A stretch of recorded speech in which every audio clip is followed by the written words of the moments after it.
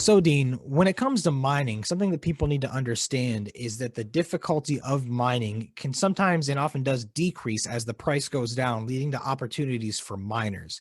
Can you kind of explain that to people in a little more detail and how that can be an opportunity for you guys?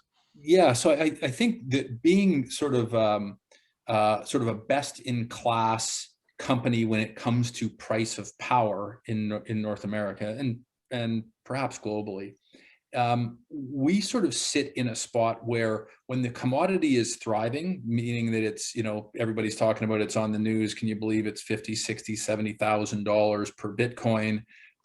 We're obviously enjoying the fruits of our labor. Hmm. Uh, but when you've got cheap power and that price begins to sort of back off, and let's say it corrects 50%, and now you're mining Bitcoin that's 35,000.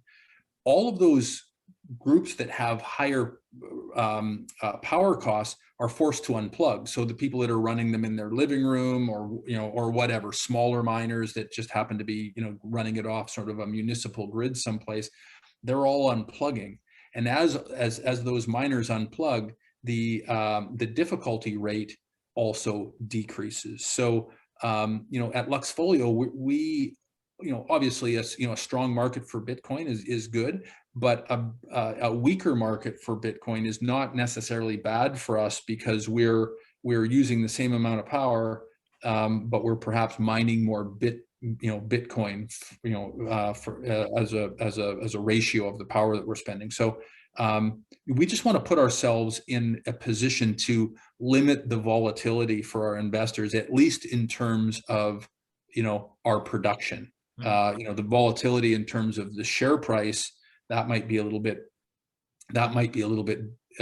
different. It might not always correlate, but I think that's the position we want to be in. We never have to unplug our machines, and by virtue of that, we've got sort of a kind of smoother sailing than others might have.